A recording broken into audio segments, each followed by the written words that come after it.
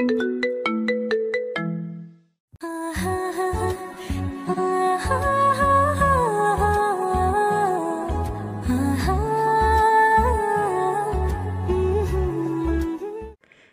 বছর পর বাড়ির বড় ছেলে আজিয়ান আইমান আজও বাড়ি ফিরছে।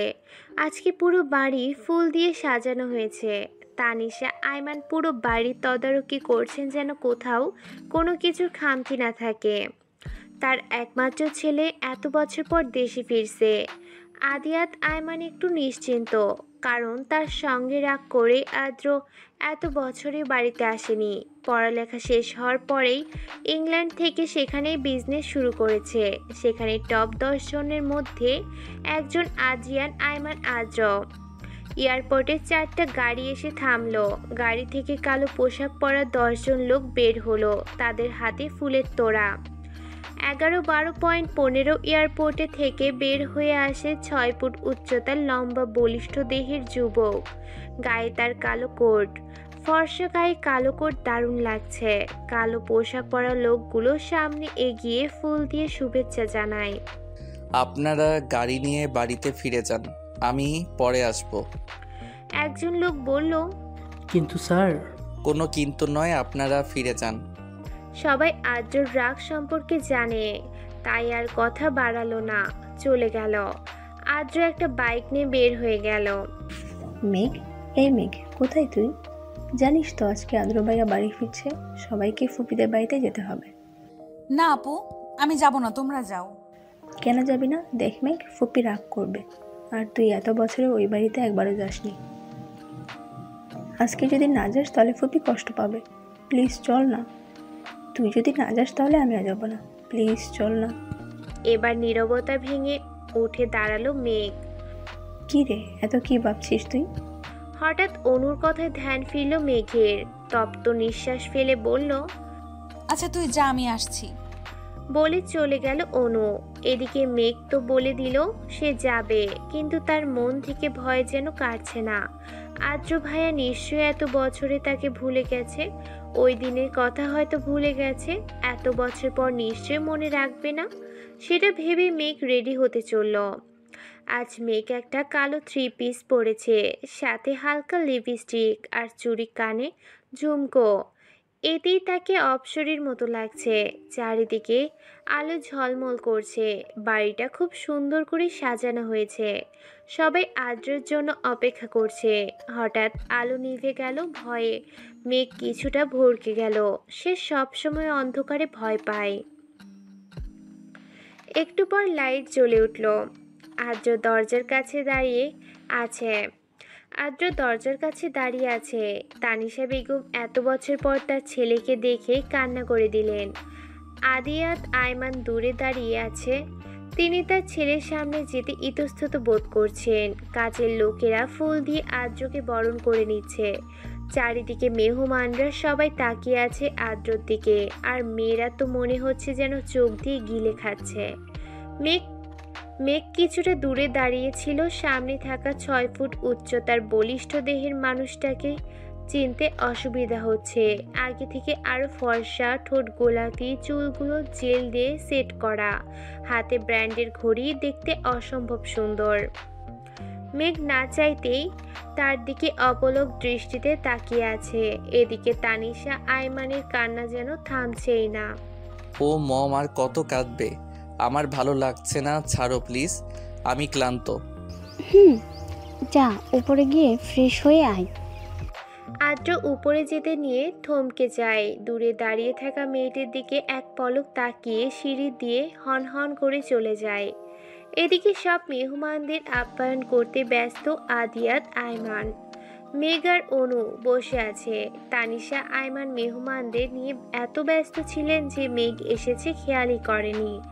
মেঘকে দেখে তানিশা এগিয়ে আসলে ফুপিকে দেখে মেঘ অনু দাঁড়িয়ে গেল। কেমন আছে জিজ্ঞেস করলো তানিশা। মেঘের কপালে চুমু দিয়ে বলল, এতদিন পর তোর ফুফির কথা মনে পড়লো? মেঘ হাসি দিয়ে বলল, না ফুপি, তোমার কথা তো আমার সবসময় মনে পড়ে। এই জন্য বুঝি এত বছর আসিসনি ফুফির কাছে? আর ভাইজানের আজকে সময় হলো না পার্টিতে আসতে। জানতো ফুপি, বাবা কত ব্যস্ত। কেমন আছেন তিনি? ফুপি ভালো। অনু, মেঘ, তোরা বস, আমি তোদের খাবারটা নিয়ে আসি। না ফুপি, পরে খাবো। আচ্ছা শোন, আজকে কিন্তু তোদের ছাড়ছি না, তোরা আজকে এইখানে থাকবি, আমি ভাইজানকে বলে রেখেছি। না ফুপি, আমরা চলে যাব। না মেঘ, এতদিন পর এসেছিস, আজকে ছাড়বো না তোদের। এদিকে মেঘ কিছুটা চিন্তিত, কি বলবে তার ফুপিকে। ফ্রেশ হয়ে নিচে নামছে আদ্রকে সবার সাথে পরিচয় করিয়ে দিচ্ছে আদিয়ান আইমান। মেঘের গায়ে অনু পানি ফেলে দিয়েছে, তাই ওয়াশরুমে যাচ্ছে মেঘ, কিন্তু পা পিছলে পড়ে যেতে নিল। আদ্র এসে ধরে নিল। বলিষ্ঠ দেহের মানুষটা তার দিকে অপলক দৃষ্টিতে তাকিয়ে আছে। মেঘ ও তার দিকে তাকিয়ে আছে অপলক দৃষ্টিতে। হঠাৎ কিছু একটা পড়ার শব্দ পেয়ে হুঁশ আসলো। আদ্রর আচমকা মেঘকে ছেড়ে দিল। মেঘ নিচে পড়ে গিয়ে কিছুটা ব্যথা পেল। তানিশা আইমান এগিয়ে এসে মেঘকে ধরে উঠালেন। মেঘ সাবধানে হাঁটবি তো, দেখছিস কিভাবে পড়ে গেলি। অদ্রিত, তুই ওকে ধরে আবার ফেলে কেন দিলি? মম, এই মেয়েটাকে। ও তোর ছোট মামার মেয়ে মেঘ, ভুলে গিয়েছিস ছোটবেলায় তোরা একসাথে কত ঝগড়া করতি। মম প্লিজ, তখন কার সাথে কি করেছি কিছু মনে নেই আমার। আর এই মেয়ে, তুমি কি ঠিক মতো হাঁটতে পারো না? মেঘ রাগে গজগজ করছে। তাকে ধরতেই বা বলল কে, ছাড়তেই বা বলল কে? ছেড়েই যদি দিবি তাহলে ধরতে কেন গেল? নিচে পড়ে তার কামড় শেষ, নিচে পড়ে তার কোমর শেষ। বাদর হনুমান মনে মনে বিড়বিড় করে বলছে মেঘ। এই মেয়ে, কি বলছি শুনছো না? হঠাৎ আদ্রর কথায় হুঁশ ফিরে মেঘের। মনে মনে আর কয়েকটা বকা দেয় মেঘ। সেদিন আদ্রের বাড়ি থেকে অনু আর মেঘ চলে আসে। ফুপি কিছুতেই রাজি হচ্ছিল না। পরে মেঘ তাকে মায়ের অসুস্থতার কথা বুঝিয়ে চলে আসে। ভোরবেলা থেকে বৃষ্টি শুরু হলো। সকালের ঘুম আর ভাঙছিল না মেঘের।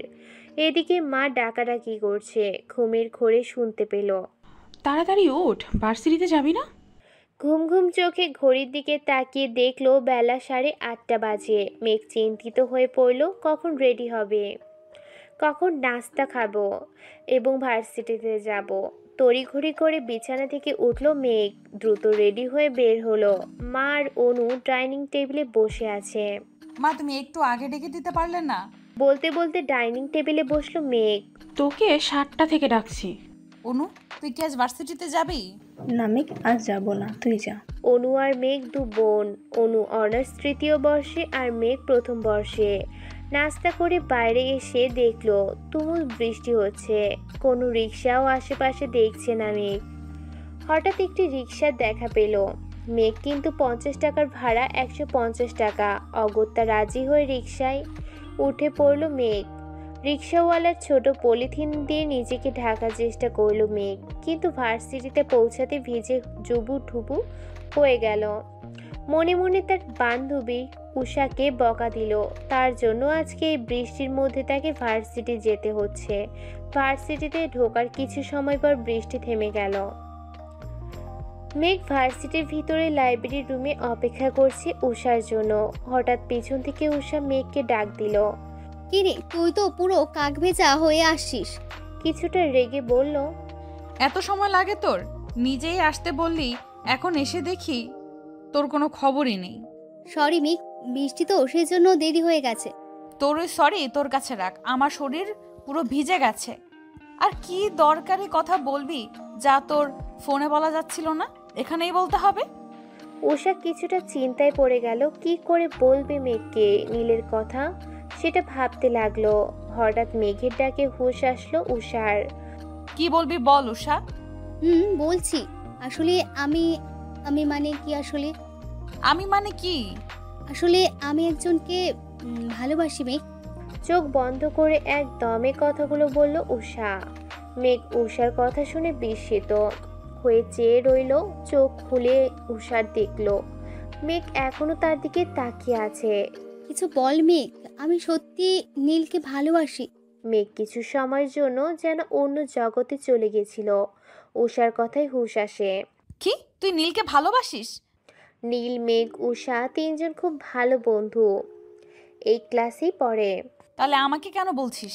নীলকে বল। হুম, বলবো তো কালকে, কিন্তু কিভাবে যে বলি। আর তাছাড়া কাল তো ভার্সিটিতে একটা প্রোগ্রাম আছে, কি জানি আসবে চিপসকে হয়ে, আদিয়াত আইমান নাকি কি যেন নাম। হঠাৎ আদ্রিয়ান আয়মান নাম শুনে অবাক হলো মেঘ। মনে মনে ভাবলো আদ্রের কথা। আদ্রের কথা না, ওনার নাম তো আদ্রিয়ান আয়মান আদ্র। উনি এইখানে আসবেনই বা কেন? কি রে, কি ভাবছিস মেয়ে? না কিছু না। তাহলে এটাই কথা থাকলো, কলেজে তুই নীলকে প্রপোজ করছিস। আর শোন উষা, কালকে তুই একটা শাড়ি পরে আসবি। তাহলে তোকেও শাড়ি পরে আসতে হবে মেঘ। যেহেতু কাল অনুষ্ঠানে সবাই শাড়ি পরে আসবে, তাই তোকেও পরে আসতে হবে। এদিকে আদ্র কার সাথে যেন কথা বলছে। ফোনটা রেখে দিয়ে একটা ডেভিল হাসলো আদ্র। মনে মনে বলল, তৈরি থেকো চান, কাল থেকে তোমার শাস্তি শুরু। আমি যতটা কষ্ট পেয়েছি এই 11 বছর, তার থেকে বেশি কষ্ট তুমি পাবে জান। রেডি থেকো। সকালবেলা মায়ের চিৎকারে ঘুম থেকে জেগে উঠল মেঘ। মনে হচ্ছে বাইরে কিছু হয়েছে, তাই তড়িঘড়ি করে বিছানা থেকে উঠল মেঘ।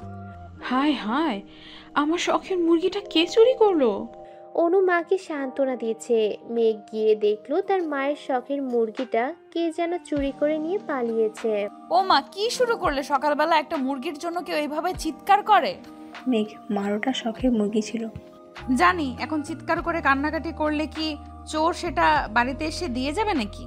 হয়েছে তোর না আজকে ভার্সিটিতে প্রোগ্রাম আছে, তাড়াতাড়ি রেডি হয়ে নে, উষা কল করেছিল। মেঘ হাতে নীল চুড়ি, কানে ঝুমকো, কপালে টিপ, হালকা লিপস্টিক, কাজল, এতটুকুতেই মেঘ অপরূপ সুন্দর লাগছিল। চুলগুলো খোলা হাওয়ায় উঠছিল। অনু মেঘের ফোন দিতে এসে আয়নার মেঘের প্রতিবিম্ব দেখে বলল, বাহ মেঘ, তোকে তো আজ পুরীর মতো লাগছে। ঘুরে তাকালে বলল, তাই বুঝি? অনু মেঘের কাছে এসে কপালে চুমু দিয়ে বলল, অনেক সুন্দর লাগছে। ভার্সিটির সামনে দাঁড়িয়ে আছে উষা। মেঘ রিক্সা ভাড়া মিটিয়ে উষার সামনে এসে দাঁড়ালো। কিরে মেঘ, আজকে তো তোকে পুরো হুড়পড়ির মতো লাগছে। আমি যদি ছেলে হতাম তাহলে এখনই উঠিয়ে নিয়ে চলে যেতাম। উষা থাম, আর তোকেও তো আজ কম সুন্দর লাগছে না। নীল তোকে দেখলে পাগল হয়ে যাবে। সত্যি বলছিস? সত্যি। কথা বলতে বলতে ভার্সিটিতে ঢুকলো মেঘ উষা। চারদিকে বেলুন আর ফুল দিয়ে সাজানো হয়েছে। স্টেজের দিকে চোখ পড়ল মেঘের, যেখানে একটা নাম ঝলঝল করছে। নামটার দিকে এক পলক তাকিয়ে তপ্ত নিঃশ্বাস ফেলল মেঘ। মেঘ দেখ, মেয়েরা আজকে এত সেজেগুজে বসে আছে, মনে হচ্ছে কারোর জন্য অপেক্ষা করছে। এবার চল। দেখে মনে হচ্ছে কারো আসার অপেক্ষা করছে। কালো পাঞ্জাবি পরে নীল আসছে মেঘেদের কাছে। উষা তার দিকে অপলক দৃষ্টিতে তাকিয়ে আছে। কিরে, তোদের আসতে এত লেট হলো কেন? আমরা তো কখন এসেছি, তোর তো কোনো দেখা নেই। জানিস তো আজকে আমার উপর কত দায়িত্ব। ভাইয়া সব দায়িত্ব আমাকে বুঝিয়ে দিয়েছে, এত দায়িত্ব সামলে আসতে দেরি হয়ে গেল। নীলের বড় ভাই ভার্সিটির প্রিন্সিপাল, আর আজকে তো আদ্রিয়ান আয়মান আসছে, সেজন্য মেয়েরা আজ সেজে গুজে হাজির হয়েছে। হাজারো মেয়ের ক্রাশ হচ্ছে আদ্রিয়ান আয়মান, টপ বিজনেসম্যানদের মধ্যে একজন। তাছাড়া তিনি ভার্সিটিতেই ডোনেশন দেন। আজকে চিফ গেস্ট হয়ে আসছেন আদ্রিয়ান আয়মান, আর অনেক নামি দামি লোকজন আসবে। একটা ছেলের জন্য এতগুলো মেয়ে সেজেগুজে বসে আছে। মেঘ জানিস তো, আদ্রিয়ান আয়মানকে দেখার অনেক শখ আমার। ওনার কথা আমি শুনেছি, কিন্তু দেখিনি কখনো। থাম তুই, একটা ছেলের জন্য এরকম করছিস? আর তুই না আজকে নীলকে প্রপোজ করবি, ভুলে গেলি? না মেঘ, আসলে আজ নীল খুব ব্যস্ত। মনে হচ্ছে আজ যদি করি, যদি না করে দেয় তখন। আর এত ভাবতে হবে না তোকে, গিয়ে বলে তো দেখ। কিরে, তোরা দুজন কি ফিসফিস করে বলছিস? কিছু না তো। কিছু না? আর শোন, মেঘ আর উষা, তোরা দুজন সামনে দাঁড়াবি, আর মেঘ তোকে ভাইয়া বলছে চিফ গেস্টকে স্বাগত জানাতে। আর উষা, তুমিও মেঘের সাথে থেকো। আচ্ছা নীল, আমার কিছু কাজ আছে, আমি এখন আসছি। সবাই আদ্রিয়ান আইমানের জন্য ওয়েট করছে। পরপর 5টি গাড়ি এসে থামলো। তার মধ্যে থেকে একটি গাড়ি থেকে নেমে এলো 26 বয়সের সুদর্শন এক যুবক। পরনে নীল স্যুট, তার তার ব্যান্ডের ঘড়ি, চুলগুলো জেল দিয়ে সেট করা, কালো সানগ্লাস পরা। দূর থেকে ছেলেটাকে দেখে মেয়েরা চোখে যেন গিলে খাচ্ছে। উষা আর মেঘ ওয়াশরুমে থেকে বের হয়ে এসে দেখলো চিফ গেস্ট এসে পড়ছেন। নীল এসে তাড়া দিচ্ছিল মেঘকে চিফ গেস্টকে ফুলের মালা দিয়ে স্বাগত জানাবে। উষা বলল, চল মেঘ, আদ্রিয়ান আইমান এসে পড়েছে, দেখে আসি। কিন্তু মেয়েরা যেভাবে লোকটাকে চারদিক থেকে ঘিরে ধরেছে দেখা যাচ্ছে না তো। চল সামনে গিয়ে দেখে আসি। হুট করে এসে নীল মেঘের হাতে ফুলের মালা ধরিয়ে দিয়ে চলে গেল। প্রিন্সিপাল স্যার আদ্রিয়ান আইমানকে স্বাগত জানাচ্ছে। ছেলেমেয়েরা গেস্টদের ফুল দিয়ে স্বাগত জানাচ্ছে। আদ্রিয়ান আইমানকে ফুল দিয়ে স্বাগত জানার কথা মেঘের। একের পর একজন গেস্ট আসছে, তাদের গলায় ফুলের মালা পরানো হচ্ছে। এবার পালা মেঘের। যেই না মেঘ মালা পরাবে, সামনে থাকা ব্যক্তির দিকে মেরে দাঁড়িয়ে রইল। কিরে, মালাটা পরিয়ে দে মেঘ। উষার কণ্ঠে হুঁশ আসলো মেঘের। তার সামনে দাঁড়িয়ে আছে স্বয়ং আদ্রিয়ান আইমান আদ্র। মেঘ, ফুলের মালাটা পরিয়ে দাও স্যারকে। মেঘ মালাটা আদ্রকে পরিয়ে দিল। আদ্র মেঘকে কানে কানে ফিসফিসিয়ে বলল, সে আমার গলায় তোকে মালা পরিয়ে দিতে হলো। আদ্রের কথাটা সহ্য করতে পারল না মেঘ। গেস্টদের নিয়ে বসানো হলো। অনুষ্ঠান শুরু হলো। একে একে সব অতিথিকে কিছু বলার জন্য বলা হলো। খুব সুন্দর করে অনুষ্ঠান শেষ হলো। সেদিন উষার আর নীলকে প্রপোজ করা হলো না। ফিরে আসলো উষা। আজ মেঘের মনটা খারাপ, কিন্তু কিসের জন্য তার জানা নেই। অনু এসে বলল, মেঘ, আজ ফুপি আর আদ্রবাই আসবে। কি? হ্যাঁ। কখন? এই একটু পর। আমি নিচে গেলাম, তুই রেডি হয়ে নিচে আয়, মা তোকে ডাকছে। আসছি, তুই যা। আদ্রি, এই আদ্রি, তাড়াতাড়ি রেডি হয়ে আয়, বাবা দেরি হয়ে যাচ্ছে তো। আসছি মম। আজ আদ্র খুব সুন্দর একটা নীল রঙের পাঞ্জাবি পরেছে। দেখে তো খুব সুন্দর লাগছে। কিরে মেঘ, ওখানে দাঁড়িয়ে থাকবি নাকি এদিকে আসবি? আচ্ছা মা, আদ্র ভাইয়া কেন আসছেন? এটা কেমন কথা মেঘ? এতদিন পর আদ্র দেশে ফিরেছে, আর ওর মামার বাড়িতে আসবে না? আমি সেটা বলছি না, উনি তো কোথাও যা পছন্দ করেন না। জানি, তোর বাবা ফোন করে আসতে বলেছেন। আর আদ্রের সাথে জানিস তো তোর বাবা কতটা ফ্রি। তোর বাবার কথা ফেলতে পারিনি। ও তাই বলো। আচ্ছা বাবা, কোথায়? তোর বাবা বাজারে আদ্রর জন্য তার পছন্দের মিষ্টি আনতে গেছেন। ও মেঘ, অনুকে বল আজ যেন সে শাড়ি পরে। কেন মা? তবে পরে। সেটা বলবো মেঘ চিন্তায় পড়ে গেল। মেঘ অনুকে শাড়ি পরতে সাহায্য করেছিল। হঠাৎ করে কলিং বেলের আওয়াজ শুনে অনু মেঘকে বলল, যা গিয়ে দেখতো মেঘ, ফুপিরা হয়তো চলে এসেছে, দরজাটা খুলে দিয়ে আয়। মেঘ দরজা খুলতেই বিস্মিত নয়নে তাকিয়ে রইল। সামনে আদ্র একটা নীল রঙের পাঞ্জাবি পরে দাঁড়িয়ে আছে, হাতে ব্র্যান্ডের ঘড়ি, মুখে মৃদু হাসি। রেখা টেনে বলল, এখানে দাঁড়িয়ে থাকবো নাকি ভিতরে আসতে বলবেন? আদ্রের কথায় মেঘ একটু লজ্জা পেয়ে বলল, না, ভেতরে আসুন। ফুপি কোথায়? মা আসছেন কিছু জিনিসপত্র নিয়ে। মেঘ আদ্রকে বসিয়ে রেখে মাকে ডাকতে চলল। মা দেখো, আদ্র ভাইয়া চলে এসেছেন। মেঘের মা হন্তদন্ত হয়ে ছুটে এসে বললেন, ও মেঘ, ওখানে শরবতের গ্লাসগুলো আছে, নিয়ে আয়। আর দেখ তো অনু রেডি হয়েছে কিনা, বল তাড়াতাড়ি আসতে। কেমন আছো আদ্র? জি মামনি, ভালো। আপনি কেমন আছেন? মেঘের। এই তো তোমাদের দোয়ায় আছি। তা আপা কোথায়? মা আসছেন, বলল কিছু জিনিসপত্র নেওয়ার আছে। মেঘের। নাও বাবা, শরবতটা খেয়ে নাও। ব্যস্ত হবেন না মামনি। মেঘ অনুকে শাড়ির কুচি ঠিক করে দিতে দিতে বলল, আচ্ছা অনু, আজ তুই শাড়ি কেন পরছিস? আর আদ্র ভাইয়া যে কিনা জীবনও তাকে পাঞ্জাবি পরতে দেখলাম না, সে আজ পাঞ্জাবি পরেছে, ব্যাপারটা কি? আমি জানি না, মাকে জিজ্ঞেস কর। আচ্ছা মা তোকে যেতে বলেছে। মেঘের মা আদ্র আর তানিশা আয়মানের সাথে কথা বলছিলেন। মেঘ যেতেই তানিশা আয়মান বলে উঠল, কিরে মেঘ, কোথায় ছিলি এতক্ষণ ধরে? তানিশা আয়মান মেঘের হাত ধরে তার সাথে বসালেন। আদ্র ফোন টিপছিল। আদ্রের মা বলে উঠল, জানিস মেঘ, তুই যদি অনুর থেকে বড় হতি তাহলে তোকেই আমার ছেলের বই বউ বানাতাম। কিন্তু তুই ছোট, অনুর আগে তো তোকে তোর মা বাবা বিয়ে দিবেন না, তাই চাইতেও পারলাম না। তানিশা আয়মানের কথায় মেঘ অবাকের চরম পর্যায়ে পৌঁছে গেল। তার মস্তিষ্কে কথাগুলো যেন ঠিকমতো পৌঁছালো না। কি বললে ফুপি? কিছুই তো বুঝতে পারলাম না। ভাবি, আপনি মেঘকে কিছু জানাননি? আসলে আপা, মেঘকে ওর বাবা জানাতে বারণ করেছিলেন অনুর বিয়ের কথা। শুনলে হয়তো কিছুতেই রাজি হতো না। বোনকে বড্ড ভালোবাসতো। আদ্র এতক্ষণ মোবাইল থেকে মুখ তুলে মেঘের দিকে তাকালো। মেঘের মস্তিষ্কের সাথে যেন মনের দ্বন্দ্ব চলছে। অনু এসে সবাইকে সালাম জানালো। তানিশা আয়মান অনুকে আদ্রের পাশে বসালেন।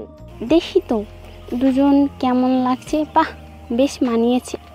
মেঘের মা বললেন, মেঘের। তা তো বটেই। মেঘ যেন কিছুতেই আদ্রের সাথে অনুকে সহ্য করতে পারছে না। কেন সে কারণ তার জানা নেই। আদ্র মাকে বলল, মা, আমার একটা কল এসেছে, আমি একটু কথা বলে আসছি। মেঘ আর ওইখানে বসে থাকতে পারল না। কেন যেন তার বুকের ভিতর অসহ্য যন্ত্রণা হচ্ছে, যার কারণ তার জানা নেই।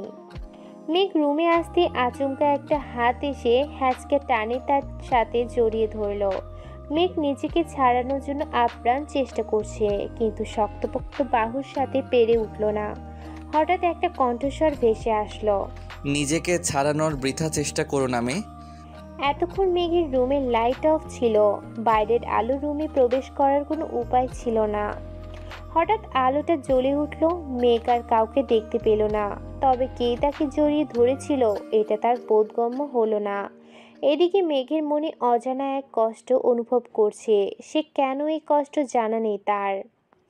মেঘের মা মেঘের মা আদ্রের বিদায় দিয়ে অনুকে মেঘের রুমে পাঠালো। হঠাৎ এভাবে চলে আসার কারণে মেঘ বেলকনিতে দাঁড়িয়েছিল। পিছন থেকে কারো হাতের স্পর্শে ফিরে তাকালো। কি রে, এভাবেই চলে আসলি যে? এমনি। মেঘ, তোর কি কোনো কারণে মন খারাপ? কেন বলো তো? না, তোকে দেখে মনে হচ্ছে তোর মন ভালো নেই। মেঘ উত্তর দিল না, তপ্ত শ্বাস ফেলল। অনু আর কিছু বলল না, চলে গেল। মেঘ আজ অনেকদিন পর উষার সাথে দেখা করলো। মেয়েটা বড্ড বুদ্ধিমতী। চট করে মেঘের মন খারাপ বুঝে গেল, তবে সে প্রকাশ করলো না। সে জানে মেঘ বরাবরই চাপা স্বভাবের। ও যদি নিজ থেকে কিছু বলছে নিশ্চয় কোনো কারণ আছে, তাই জিজ্ঞেস করলো না। মেঘ এতক্ষণ আকাশের দিকে চেয়েছিল। উষার কথায় তপ্ত শ্বাস ফেলে বলল, চল। মেঘ আর উষা ফুচকা খাচ্ছিল। হঠাৎ বিষম খেলো মেঘ। এক বোতল পানি এগিয়ে দিল। একটা হাত মেঘ তাড়াতাড়ি পানির বোতলটা নিয়ে পানি খেলো। এতক্ষণে পানি খাওয়ার চক্করে সামনে থাকা ব্যক্তিটির দিকে তাকাতেই ভুলে গেছিল। ছেলেটি সুদর্শন যুবক, অপলক দৃষ্টিতে তাকিয়ে আছে মেঘের দিকে। উষার কণ্ঠে হুঁশ ফিরল মেঘের। মেঘের জন্য পানি আনতে গিয়েছিল উষা। মেঘ, ঠিক আছিস তুই? এই নে পানি। মেঘ বলল, আর লাগবে না। সামনে থাকা লোকটি বলল, কেউ সাহায্য করলে তাকে ধন্যবাদ জানাতে হয় ম্যাম। ধন্যবাদ। আপনি যদি কিছু মনে না করেন তাহলে কি আপনার নামটা জানতে পারি? জি, আমি মেঘ। আমি নিবিড় সাহারিয়া।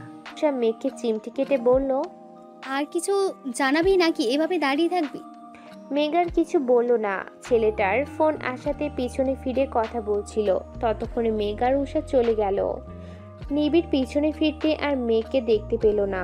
তপ্ত শ্বাস ফেলে বলল, কে তুমি মায়াবতী? এ কোন মায়ায় জড়ালে আমায়? অন্যদিকে আদ্র ফোনে কার সাথে যেন কথা বলছিল। ওদিকের কাজ সব ঠিকঠাক?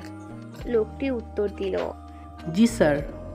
কলটা কেটে আদ্র বলে উঠল, আর কিছু সময়ের অপেক্ষা করো যান, আমি সব কিছু ঠিক করে দিব।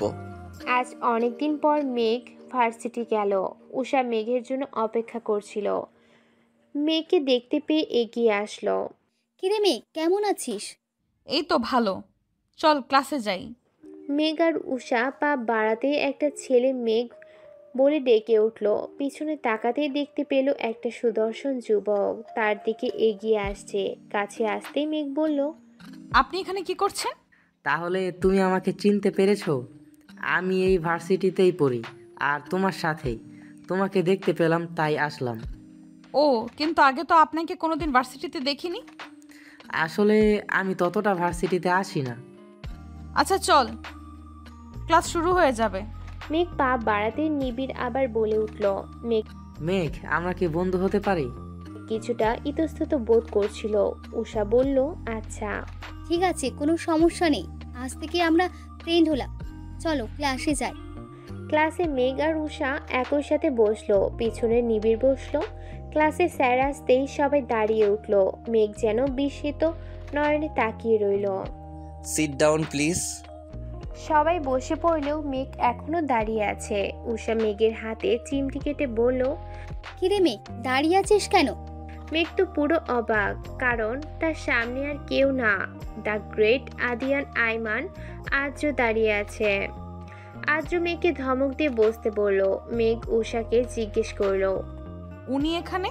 উষা বলল, উনি তো আমাদের নতুন টিচার হিসেবে জয়েন করেছে, জানিস তো, খুব রাগী। আর তুই কি ওনাকে চিনিস নাকি? হ্যাঁ, উনি আমার কাজিন হয়। তবে আর কাউকে বলবি না। আদ্র ভাইয়া ব্যক্তিগত লাইফ আলাদা রাখতে পছন্দ করেন। তো স্টুডেন্টস, তোমাদের গতকাল যে পড়া দিয়েছি সেগুলো কি কমপ্লিট হয়েছে? আর যে না পারো তারা ক্লাসের বাইরে গিয়ে দাঁড়াও। মেঘ প্রায় অনেকদিন ভার্সিটিতে আসে না, তাই পড়াশোনাও ঠিক মতো করা হয় না। তাই সে ক্লাসের বাইরে দাঁড়িয়ে রইল। আর্য মেঘের দিকে একবার তাকিয়ে আবার সবাইকে জিজ্ঞেস করলো। তো বাকি সবার পড়া কমপ্লিট? হঠাৎ নিবিড় বলে উঠল। স্যার, আমার পড়া হয়নি।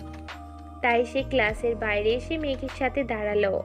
মেঘকে অন্য ছেলের পাশে দেখে আর্যের বুকে ভেতরটা হঠাৎ কেঁপে উঠল। নিবিড় মেঘকে বলল, আচ্ছা মেঘ, তুমি কি স্যারকে পছন্দ করো? হঠাৎ নিবিড়ের কথায় বিস্মিত নয়নে তাকালো। আসলে ওই সময় তুমি যেইভাবে তাকিয়েছিলে। না, তেমনটা নয়। স্যার আমার কাজিন হয়। ও আচ্ছা, তাই বলো। আদ্র স্যার তোমার ভাই হয়? আগে বলবে না? আমি জানতাম না উনি এখানে জয়েন করেছে। ও, তাই বলো। আদ্র ওদের কথা বলতে দেখে বলল, তোমাদের কি আমি কথা বলার জন্য বাইরে দাঁড় করিয়ে রেখেছি? কাল থেকে আমার ক্লাসে পড়া শিখে আসবে। আজ তোমাদের কিছু বললাম না। যাও, ভিতরে গিয়ে বসো। আদ্র ক্লাস শেষ করে চলে গেল। উষার আজকে কি একটা কাজ আছে বলে আগেই চলে গেল। তাই মেয়েকে আজকে একাই ফিরতে হবে। পিছন থেকে নিবিড় বলল, চলো মেঘ, আমি তোমাকে আজ ড্রপ করে দিয়ে আসি। মেঘ সরাসরি না বলতে পারলো না। নিবিড়, আপনি চলে যান, আমি যেতে পারবো। আরে চলো না প্লিজ। মেঘ আর কিছু বলল না। মেঘ আর নিবিড়কে একসাথে দেখে একজোড়া চোখ থেকে যেন আগুন ঝরছে। মনে হচ্ছে যেন সে আগুন সব কিছু জ্বালিয়ে পুড়িয়ে শেষ করে দিবে। মেঘ বাড়ি ফিরতেই অনু বলে উঠল, মেঘ, জানিস তো ভার্সিটিতে আদ্র ভাইয়া জয়েন করেছে। জানি, আজকে তো দেখলাম। বলেই চলে গেল। ফ্রেশ হয়ে বারান্দায় দাঁড়িয়েছিল মেঘ। পিছন থেকে অনু বলে উঠল, মেঘ, তোর কি মন খারাপ? না তো। তাহলে এখানে দাঁড়িয়ে আছিস কেন? ভালো লাগছে না।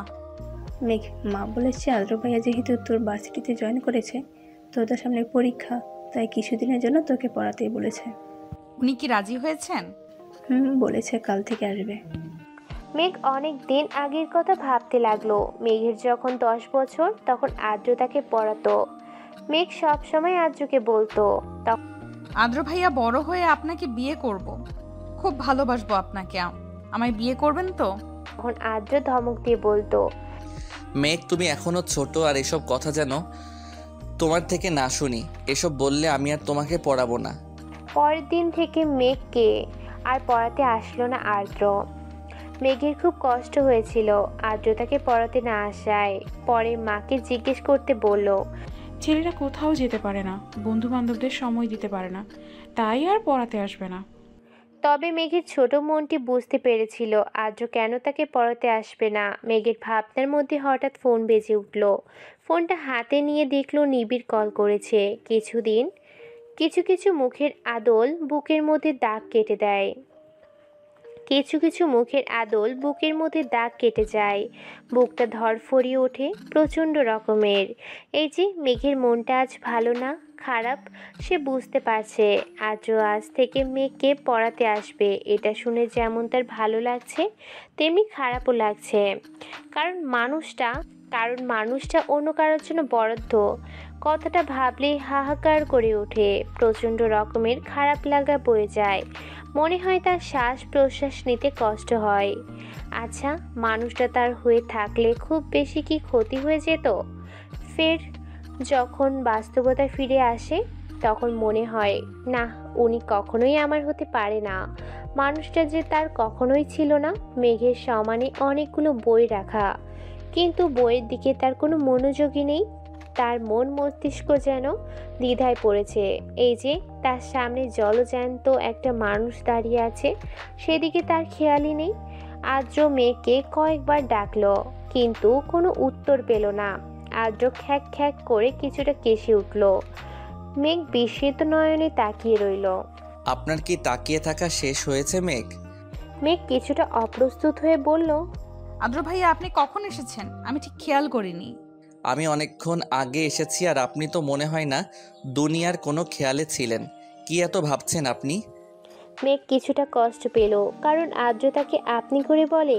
সে আদ্র থেকে ছোট হওয়া সত্ত্বেও তাকে আপনি করে বলে। আদ্র বেশ কিছুক্ষণ মেঘকে পড়া নিয়ে কিছু জিনিস বুঝিয়ে দিচ্ছে, কিন্তু সেদিকে তার খেয়াল নেই। সে তো আদ্রকে দেখতে ব্যস্ত। এই যে সে তার মনকে বোঝাচ্ছে ওই দিকে তাকানো যাবে না, কিন্তু বেহায়া মনটা যেন কোনো বারণ শুনে না। আদ্র এইবার মেঘকে ধমক দিয়ে বলল, আপনি কি আমার কথা শুনছেন মেঘ? মেঘ কিছু বিস্মিত নয়নে তাকিয়ে বলল, আসলে আমি বুঝতে পেরেছি আদ্র ভাই। তারপর 2 ঘন্টা কেটে গেল। আদ্র মেঘকে পড়া বুঝিয়ে চলে গেল। অনেকক্ষণ ধরে পড়ার ফলে মেঘের মাথাটা প্রচণ্ড রকমের ব্যথা ধরেছিল। মেঘ ওয়াশরুমে ঢুকে ফ্রেশ হয়ে বারান্দায় 1 কাপ কফি নিয়ে দাঁড়িয়েছিল। তার মনটা যেন বিষণ্ণতায় ছেয়ে গেছে, এক অদ্ভুত মায়ে জড়িয়ে আছে তাকে। আচ্ছা, নিজেকে নিজের চেনা দায়। পথে পথে ঘুরে একা হতাশা হতাশা, মেরুদণ্ডের বক্রতা। কি খুঁজি, কারে খুঁজি? হেরে যাই, হারিয়ে যাই, ভুলে যাই, নিজেকে নিজের চেনা দায়। তপ্ত শ্বাস ফেলল মেঘ। নিজেকে নিজের সাথে লড়াই করতে হচ্ছে প্রতিনিয়ত। এই আমিটার সাথে যুদ্ধ করতে করতে ক্লান্ত তার শরীর। এদিকে আজও একটা লোককে ফোন করলো। কয়েকবার রিং হতে লোকটা ফোনটা রিসিভ করে বলল, স্যার, কাজটা শেষ হতে আরও কিছু সময় লাগবে। আজও মুখটা রাগে গজগজ করছে। আর কত সময় লাগবে? ফোনটা কেটে দিয়ে ফোনটা মেঝেতে ছুঁড়ে ফেললো। সাথে সাথে ছনছন শব্দ হয়ে ভেঙে গেল। তার মনটা বিষণ্ণ, চারপাশে হাহাকার। প্রিয়তমাকে কাছে পেয়েও কষ্ট দিতে হচ্ছে তাকে। নিজ হাতে প্রিয়তমাকে কষ্ট দেওয়ার চেয়ে মৃত্যু শ্রেয় মনে হচ্ছে তার কাছে। কেটে গেছে 2 মাস। এই 2 মাসে আর্য মেয়েকে প্রতিদিন পড়াতে আসতো। প্রায় বেশ কদিন ধরে আর্য আর মেঘকে পড়াতে আসে না। মেঘের মনটা এই জন্য খারাপ হয়। নিবিড়ের সাথে এই 2 মাসে বন্ধুত্বটাও গাঢ় হলো। নিবিড় বুঝতে পারে মেয়েটা আর্যকে ভালোবাসে, কিন্তু প্রকাশ করে না। নিবিড় একটা রেস্তোরাঁয় বসে মেঘের জন্য অপেক্ষা করছে। মেয়েটার জন্য বড্ড মায়া হয়। তারও যদি পারত তাহলে ওর জীবনের সব কষ্ট দূর করে দিত। চেষ্টা করেও বারবার ব্যর্থ হয়। মায়াবতীর কষ্ট লাগলো করতে। নিবিড় কফিতে চুমুক দিতে মেঘ তড়িঘড়ি করে রেস্তোরাঁয় ভিতরে ঢুকলো। নিবিড় ইশারা দিতেই পাশে এসে বসলো। আজ নিবিড় অনেকটা সাহস নিয়ে জিজ্ঞেস করলো, মেঘ, তুমি কি আদ্র স্যারকে ভালোবাসো? নিবিড় এমন প্রশ্নে মেঘ অবাক হলো না। ছেলেটা হয়তো একদিনে বুঝে গেছে, তাই আর কথা ঘুরালো না, সরাসরি জবাব দিল, হ্যাঁ, ভালোবাসা আদ্র ভাইকে আমি ছোটবেলা থেকেই ভালোবাসি। ছোট থেকেই ওনার জন্য আমার একটা অনুভূতির সৃষ্টি হয়েছিল, কিন্তু আমি এই অনুভূতি বুঝতে পারিনি। বুঝতে পারি তখন যখন উনি আমার থেকে দূরে চলে যান। জানো তো, প্রিয় মানুষের শূন্যতা বড় কাদায়। কথাগুলো বলার সময় মেঘের চোখ দিয়ে অশ্রু ঝরছিল। মেঘের চোখে জল দেখে নিবিড় ভিতরে চিনচিন ব্যথা অনুভব করছে। নিবিড় মেঘকে জিজ্ঞেস করলো, মেঘ, তুমি কি আদ্র স্যারকে বলেছো তুমি ওনাকে ভালোবাসো? না, এখন আর বলে লাভ নেই। উনি কখনো আমার হবে না। অনু আপুর সাথে বিয়ে ঠিক হয়ে গেছে, আর উনি আমাকে পছন্দ করেন না, ভালোবাসে না আমাকে। একবার বলে তো দেখো মেঘ। কি হবে বলে? উনি আমাকে ভালোবাসেন না। তবুও একবার বলে তো দেখো। এখনো সব কিছু শেষ হয়ে যায়নি মেঘ, এতে তোমাদের 3 জনের জীবন জড়িয়ে আছে। আমি পারবো না, আমার বোনের সুখ কেড়ে নিতে আমি পারবো না। আমি পারবো না বলেই মেঘ কান্না ভেঙে পড়ে। নিবিড় মেঘকে সান্ত্বনা দেওয়ার মতো ভাষা খুঁজে পাচ্ছে না। মেঘ কিভাবে তার বড় বোনের বিয়ে ভেঙে দিবে, কিন্তু আজ যদি মেঘ না বলতে পারে তাহলে ভিতরে ভিতর দুমড়ে মুচড়ে শেষ হয়ে যাবে। প্রিয় তমাকে কি করে শেষ হয়ে যেতে দেখবে নিবিড়? হয়তো বলা হবে না প্রিয় তমাকে ভালোবাসার কথা, বলা হবে না তার অনুভূতির কথা, সব কথা অব্যক্ত রয়ে যাবে আজীবন। বাড়িতে এসে একটা সংবাদ শুনে মেঘের মাথায় আকাশ ভেঙে পড়ল। 3 দিন পর আদ্র আর অনুর বিয়ে। মেঘের হৃদয়টা ভেঙে চুরমার হয়ে গেল। অনু এসে মেঘকে জড়িয়ে ধরে বলল, আর তো কয়েকদিন আছি মেঘ, তারপর তো শ্বশুরবাড়িতে চলে যাব, আর তোর সাথে গল্প করা হবে না। মেঘের চোখ দিয়ে 2 ফোঁটা জল গড়িয়ে পড়ল। সবার অগোচরে সেই জলে মুছে নিল মেঘ। ও আপু, তুমিও না, মন খারাপ করছো কেন? আমি তো যাব তোমার সাথে দেখা করতে, তখন অনেক গল্প করব। আমি তো যাব তোমার সাথে দেখা করতে, তখন অনেক গল্প করব। আচ্ছা তুমি ছাড়ো তো, আমার কত কাজ, আমার আপুর বিয়ে বলে কথা। বলেই মেঘ রুমে চলে গেল। মেঘ রুমে গিয়ে দরজা বন্ধ করে দেয়। ফ্লোরে বসে হাউ মাউ করে কাঁদতে থাকে। রুম সাউন্ড প্রুফ বলে কান্নার আওয়াজ বাইরে থেকে শোনা যায় না। মেঘের হৃদয়টা ভেঙে দুমড়ে মুচড়ে গেছে। মেঘের হৃদয়ে যেন কেউ বারবার ছুরি দিয়ে আঘাত করছে। বিকালের দিকে অনুকে তানিয়া বেগম বিয়ের কেনাকাটা করার জন্য তৈরি থাকতে বলেছে। অনু মেঘের রুমে গিয়ে কয়েকবার ডাকলো, কিন্তু কোনো সাড়া পেল না। ও মনে করলো হয়তো ঘুমিয়ে আছে, তাই বিরক্ত করলো না। অনু তৈরি হয়ে মেঘের রুমে এসে বসলো। ও আপু, আমি কেন যাব? তুই কেন যাবি মানে? তুই আমার বিয়ের শাড়ি থেকে শুরু করে যা যা প্রয়োজন সব কিছু নিজের পছন্দ করে দিবি। আর না শুনতে চাচ্ছি না মেঘ। মেঘ আর কথা বাড়ালো না, তৈরি হয়ে নিল। একটা কালো গাড়ির সাথে হেলান দিয়ে দাঁড়িয়ে আছে আদ্র। কালো কোট আর হাতে ব্র্যান্ডের ঘড়ি, চুলগুলো জেল দিয়ে সেট করা। সব সময়ের মতো আজকেও দেখতে সুন্দর লাগছে। মেঘ আর অনু এগিয়ে যেতে গাড়ির দরজা খুলে দিল আদ্র। মেঘ আদ্রের দিকে এক পলক তাকিয়ে তপ্ত নিঃশ্বাস ফেলে গাড়িতে উঠে বসলো। একটা বড় শপিং মলে এসে গাড়িটা থামলো।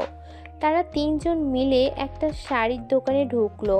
সব কিছুর আগে থেকেই কেনা হয়ে গেছে, শুধু শাড়িটা বাকি ছিল। অনু একটার পর একটা শাড়ি দেখছে আর মেঘকে বলছে, মেঘ একটা পছন্দ করে দে না, কোনটা নেব ভেবে পাচ্ছি না। আদ্র অনুকে বলল, আপনাদের এখানে না পছন্দ হলে অন্য দোকানে দেখতে পারেন। না না, আসলে কোনটা নেব ভেবে পাচ্ছি না। মেঘের নজর গেল একটা কালো শাড়ির দিকে। মেঘের কাছে লাল কালারটা ভালো লাগে, তবে কালো শাড়িটা যেন অসম্ভব সুন্দর লাগছে আজকে। মেঘ শাড়িটা অনুকে দেখিয়ে বলল, দেখো তো ওটা কেমন। অনু শাড়িটার দিকে একবার তাকিয়ে বলল, অনেক সুন্দর, কিন্তু ওটা তো কালো, আর বিয়েতে কালো পরবো না মেঘ। তারপর আরও বেশ কয়েকটা শাড়ি থেকে একটা পছন্দ করল অনু। আপনারা যান, আমার একটা ইম্পর্টেন্ট কল করার আছে, আমি আসছি। আজও মেঘের পছন্দের শাড়িটা কিনে নিল। বাইরে এসে দেখলো মেঘ আর অনু দাঁড়িয়ে আছে। যাওয়া যাক। কথাগুলো লিখে ডায়েরিটা বন্ধ করলো মেঘ। কাল অনুর গায়ে হলুদ, মেহমানরা আজ থেকে আসা শুরু করে দিয়েছে। অনু মেঘের রুমে এসে দেখেও চুপচাপ বসে রয়েছে। কি রে, এভাবে মন খারাপ করে বসে আছিস কেন? কি সব আবল তাবল বলছো? মন খারাপ করে কেন থাকবো? তাহলে রুমে বসে আছিস কেন? ও আপু, ভালো লাগছে না। অনুকে জড়িয়ে ধরে বলল, তুমি কি আমাকে ভুলে যাবে আপু? শোন, ভুলে যাব কেন? আমি কি দূরে কোথাও যাচ্ছি? আর আমি কি আমার এই ছোট্ট পাখিটা কি বলতে পারি? আর তুই মন খারাপ করবি না একদম। তুই যদি মন খারাপ করে বসে থাকিস তাহলে আমারও মনটা খারাপ হয়ে যাবে। মেঘ, আপুর বিয়েতে কই হই হুল্লার করবে তা না, রুমে বসে শোক পালন করছে। কথাটা বলতে বলতে রুমে ঢুকলো নিবিড়। আপনি এখানে? তুমি দাওয়াত দিতে ভুলে গেলেও আন্টি কিন্তু ভুলেনি। আমার তো মনে হচ্ছে তুমি না আন্টি আমার ফ্রেন্ড। আসলে আমি বলবো ভেবেছিলাম, বলা হয়ে ওঠেনি। আচ্ছা, তোমরা দুজন কথা বলো, আমি যাই। আমার ফ্রেন্ডরা কখন আসবে কল করে জিজ্ঞেস করতে হবে। মেঘ, তোমাকে এইভাবে ভালো লাগছে না? তোমার অধর কোণের হাসিটা নেই কেন? বিষণ্ণতায় জীবনটা ছেয়ে গেছে নিবিড়। আমার শ্বাস নিতে কষ্ট হয়, আমি আর পারছি না। মেঘ, নিজেকে সংযত করো, এভাবে চলে না। নিজের ওপর বিশ্বাস রাখো, সব ঠিক হয়ে যাবে। আচ্ছা নিবিড়, উনি আমার হলে কি খুব বেশি ক্ষতি হতো? নিবিড় তপ্ত শ্বাস ফেলল। তার মনে অনেক কথা অব্যক্ত রয়ে গেছে, হয়তো বলা হবে না কখনো। মেঘ, তোমাকে কখনো আমি বন্ধুর মতো দেখিনি, দেখেছিলাম আমার রাজ্যের রানীর মতো। মায়াবতী গল্প বলা হবে না, সব কথা অব্যক্ত রয়ে যাবে আজীবন। কালকে গায়ে হলুদের কোথায় কি হবে সেটা বুঝিয়ে দিচ্ছে তানিশা আইমান। আদিয়াত আইমান আদ্র কোথায় গিয়েছে জিজ্ঞেস করলেন। একটা বড় রেস্টুরেন্টে বসে আছে আদ্র, সাথে তার ভাই, যার সাথে ছোট থেকে বড় হয়েছে, ভাইয়ের থেকে বেশি বন্ধু, যার কাছে আদ্র সব কথা মন খুলে বলতে পারে। কি বল অদ্র, সে কখন এয়ারপোর্ট থেকে এসেছি, চুপ করে বসে আছিস কেন? আদ্র তপ্ত শ্বাস ফেলে বলল, কাল গায়ে হলুদ, মাঝখানে যদি একটা ভুল হয়ে যায় তাহলে আমাদের তিনজনের জীবন তছনছ হয়ে যাবে। এতদিন ভয় না করলেও এখন কিছুটা নার্ভাস ফিল করছি। আচ্ছা, মেয়েকে বলেছিস মনের কথা, নাকি এভাবে আরও নিজেকে কষ্ট দিবি? তুই এভাবে থাকলে ভালো থাকবি না অদ্র, এভাবে তোর ভালো থাকবে না। আমি চেষ্টা করছি সব কিছু ঠিক করার, কিন্তু বাবা যদি মেঘের কোনো ক্ষতি করে দেয়, আমি আমার জীবন নিয়ে ভাবি না, কিন্তু মেঘের কিছু হয়ে গেলে আমি বাঁচতে পারবো না। জয় তাকিয়ে আছে এক প্রেমিক পুরুষের দিকে, যে কিনা তার জীবনের থেকে বেশি ভালোবাসে তার প্রিয়তমাকে। আদ্র আর জয় বাড়িতে ফিরতেই তানিশা আইমান আদ্রকে জিজ্ঞেস করলেন, এত দেরি হলো? আসলে মা, আমি আর জয় শপিং মলে গিয়েছিলাম। তুমি আলো না হও, আধার হয়ে থেকে যাও আমার জীবনে প্রতিটা রাত, তবুও তুমি থেকে যাও আমার ঘোর লাগা মেঘ জড়ানো ভালোবাসায়। তোমার নামে সন্ধ্যা নামক আমার এই জীবনে। চারদিকে আলো ঝলমল করছে, মেহমানদের আনাগোনা বাড়ছে, অনু ওর ফ্রেন্ডদের সাথে পার্লারে গেছে, বাচ্চারা হইচই আনন্দে মেতে উঠছে। গায়ে হলুদের অনুষ্ঠান নিজ নিজ বাড়িতেই হবে। মেঘ, তুমি তৈরি হবে কখন? মেঘ পিছনে ঘুরে তাকাতেই দেখতে পেল সুঠাম দেহের অধিকারী একজন সুদর্শন যুবক, পরনে নীল পাঞ্জাবি, হাতে ব্র্যান্ডের ঘড়ি, চুলগুলো জেল দিয়ে সেট করা, অসম্ভব সুন্দর লাগছে। ও নিবিড়, এত লেট কেন হলো? লেট হয়নি ম্যাম, আর তুমি এখনো তৈরি হওনি? যাও তাড়াতাড়ি তৈরি হও। এই তো তৈরি হওয়ার জন্য যাচ্ছিলাম। অনুকে স্টেজে এনে বসানো হয়েছে, একে একে সবাই হলুদ দিয়ে যাচ্ছে। অনু তার কাজিনদের মেঘের কথা জিজ্ঞেস করেছিল কয়েকবার, বলেছে মেঘ তৈরি হচ্ছে। দূরে নিবিড় দাঁড়িয়ে আছে। হঠাৎ একটা মেয়ে এসে নিবিড়ের পাশে দাঁড়ালো। নিবিড় এক পলক তাকিয়ে আবার চোখ সরিয়ে নিল। এই যে মিস্টার, নাম কি? আমাকে বলছেন? যেহেতু আপনি এখানে দাঁড়িয়ে আছেন তো আপনাকেই বলছি। ও, আমি নিবিড় সাহারিয়া, মেঘের ফ্রেন্ড। ও, আমি তানিশা, মেঘের কাজিন। তো আপনি দাঁড়িয়ে আছেন কেন? আসলে মেঘের জন্য ওয়েট করছি, ও আসলে একসাথে যাব। মেঘ একটা হলুদ কালারের লেহেঙ্গা পরেছে, হাতে চুড়ি, হালকা লিপস্টিক, চোখে কাজল, সিম্পল মেকআপ, কানে ঝুমকো, সব কিছু ঠিকঠাক করে আয়নার সামনে দাঁড়ালো। হঠাৎ আলো নিভে গেল।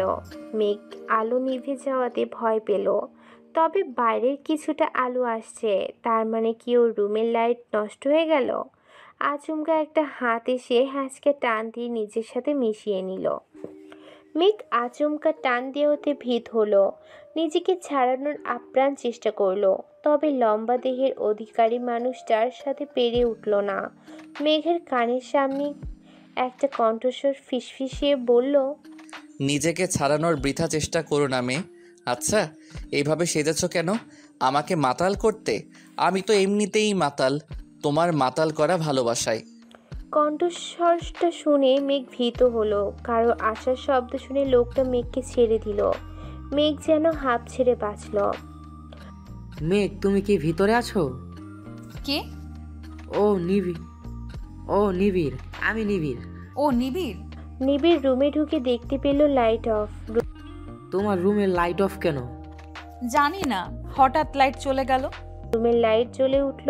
নিবিড় মেঘের দিকে তাকাতেই দেখলো যেন কোনো পরী পৃথিবীতে নেমে এসেছে। অপলক দৃষ্টিতে তাকিয়ে রইল। কি হলো, চলো। মেঘের কথায় হুঁশ ফিরল নিবিড়ের। হ্যাঁ, যাচ্ছি।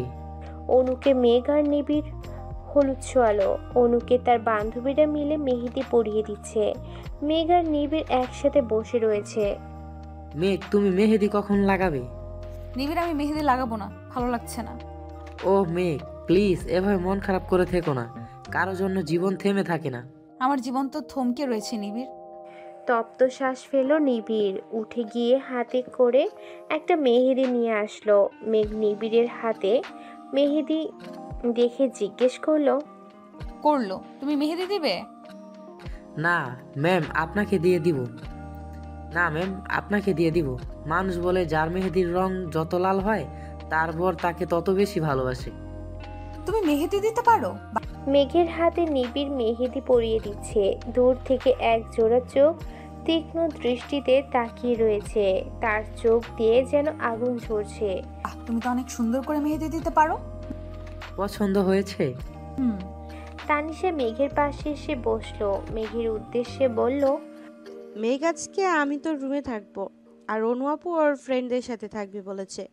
আচ্ছা। বাহ, তোর হাতের মেহেদির ডিজাইনটা তো খুব সুন্দর হয়েছে। কে দিয়ে দিল? ও জানিস তো, নিবিড় খুব সুন্দর করে মেহেদি দিতে পারে, ও আমাকে দিয়ে দিল। তো মিস্টার নিবিড়, শুধু নিজের ফ্রেন্ডকে মেহেদি দিলে হবে? কাজিনরা কোথায় যাবে? ও মিস তানিশা, আপনি দাঁড়ান, আমি মেহেদি নিয়ে আসছি। অনুষ্ঠান শেষ হয়েছে প্রায় 1 ঘন্টা আগে। অনু আর পারছে না, খুব টায়ার্ড লাগছে। তাই ওর বান্ধবীকে বলে, তোরা গিয়ে শুয়ে পড়, আমি ফ্রেশ হয়ে আসছি। অনু ফ্রেশ হয়ে আসতে লাইট অফ হয়ে গেল। হঠাৎ একজোড়া হাত এসে মুখ রুমাল দিয়ে চেপে ধরলো। সাথে সাথে অনু অজ্ঞান হয়ে গেল। অনেক রাত হয়েছে বিধায় এদিকটায় মানুষ নেই বললেই চলে। লোকটি সহজেই অনুকে বের করে আনতে পারলো। বাইরে একটা কালো গাড়ি দাঁড়িয়ে রয়েছে। লোকটি অনুকে সেই গাড়িতে উঠিয়ে দিল। নিজে ড্রাইভিং সিটে এসে বসে পড়লো। গাড়ি চলছে আপন গতিতে। রাতে পূর্ণিমার চাঁদের দিকে তাকিয়ে আছে মেঘ। মুগ্ধ নয়নে তাকিয়ে দেখছে পূর্ব আকাশের বুকে দ্বাদশী চাঁদ অপরূপ সুধা নিয়ে জেগে উঠতে। চাঁদনি রাতের প্রকৃতি এক মায়াময় সৌন্দর্যের অধিকারী। আকাশের বুক থেকে জ্যোৎস্নার রাশি ছড়িয়ে পড়ে সমস্ত পৃথিবীর বুকে, আর জাগিয়ে তোলে মোহময় রূপ মাধুর্য। জ্যোৎস্নার অজস্র ধারায় স্নাত হয় নীরব প্রকৃতি। দুচোখ দিয়ে অশ্রু গড়িয়ে পড়ছে মেঘের। আজই তার শেষ কান্না, আর সে কাঁদবে না। তাকে এগিয়ে যেতে হবে, নিজের জন্য না হলেও তার পরিবারের জন্য। আলো আধারে স্নিগ্ধ মিতালিতে ঝলমল করে ওঠে জ্যোৎস্না প্লাবিত রাত। এমন রাতের অস্পষ্ট মায়ালোকে নিমজ্জিত থাকে প্রকৃতি। জ্যোৎস্নার আলো ছড়ায় নৃত্য প্রকৃতি প্রেমী। হাত পা বাঁধা অবস্থায় একটা মেয়েকে অন্ধকার ঘরে আটকে রাখা হয়েছে। কালো মাস্ক পরা একটা ছেলে জ্যোৎস্নার আলোয় মেয়েটাকে খুঁটিয়ে খুঁটিয়ে দেখতে লাগলো। চাঁদের মায়াবী আলোয় মেয়েটার সৌন্দর্য দ্বিগুণ ফুটে উঠেছে। ছেলেটার মেয়েটাকে ভালোভাবে দেখে মনে মনে বলল, তোমার মতো এক মায়াবতীকে আমার রাজ্যে রানী করার কথা ভেবেছিলাম, এখন মনে হচ্ছে কি জানো? স্মিথ হেসে বলল, আমার কাছাকাছি পেয়ে গেছি। জ্যোৎস্নার আমিও সুধা মেঘের শরীরের ওপর লুটোপুটি খাচ্ছে, আর মেঘ মুগ্ধ হয়ে আকাশের পানে চাঁদের দিকে তাকিয়ে আছে। চোখ দিয়ে পড়ছে অজস্র অশ্রুকণা। সেদিকে তার খেয়ালই নেই। সেই মুগ্ধ নয়নে তাকিয়ে আছে প্রকৃতির পানে। জ্যোৎস্নার অপরূপ সৌন্দর্যের মাঝে জ্যোৎস্নার উপরে পড়া নিস্তব্ধতা রোমান্টিক স্মৃতির জগতে নিয়ে যায়। জ্যোৎস্নার এই অপরূপ সৌন্দর্য না দেখলে হয়তো অপূর্ণ রয়ে যাবে জীবন। আজ সারা রাত হয়তো এভাবেই কেটে যাবে। মেঘের চোখ দিয়ে অশ্রুকণা ঝরছে। মেঘের চিৎকার করে বলতে ইচ্ছে করছে, হে পৃথিবী, যাকে পাবো না তাকেই কেন ভালোবাসলাম? পাবো না জেনেও কেন তার পিছু ছুটলাম? আমার ভাগ্যে কেন তাকে লেখা হলো না? কথাগুলো যেন স্তব্ধ হয়ে রয়ে গেছে মেঘের মাঝে। সে নির্ভীক, তার কথা যেন আটকে গেছে। তার কাছে বেঁচে থাকা যেন দুষ্কর হয়ে গেছে। যদি আত্মহত্যা করা পাপ না হতো তাহলে সে নিঃসন্দেহে তা বেছে নিত। এই অসহ্য যন্ত্রণা তাকে কুরে কুরে খাচ্ছে। তার কাছে অসহ্য যন্ত্রণা থেকে মৃত্যু শ্রেয় বলে মনে হচ্ছে। আজ মেঘ আকাশে পানে তাকিয়ে বলে উঠল, পরের জন্মে সহস্র কোটি তারা হব, দূরে থেকে দেখবো তোমায়, সেখান থেকে বলবো তোমায় ভালোবাসি, ভালোবাসি, খুব বেশি ভালোবাসি। তুমি শুনতে পাবে কি সেই ধ্বনি? নিজের কথায় নিজেরই হাসি পাচ্ছে মেঘ। নিজের কথায় নিজেই হাসে মেঘ। জীবনটা তার হেলায় ভাসছে। তার মন মস্তিষ্ক দ্বিধায় পড়েছে। মেঘ আর ডায়েরিটা নিয়ে ফেলে দিল বারান্দা থেকে। কি হবে ডায়েরিটা রেখে? ডায়েরির পাতায় পাতায় রয়েছে অজস্র স্মৃতি।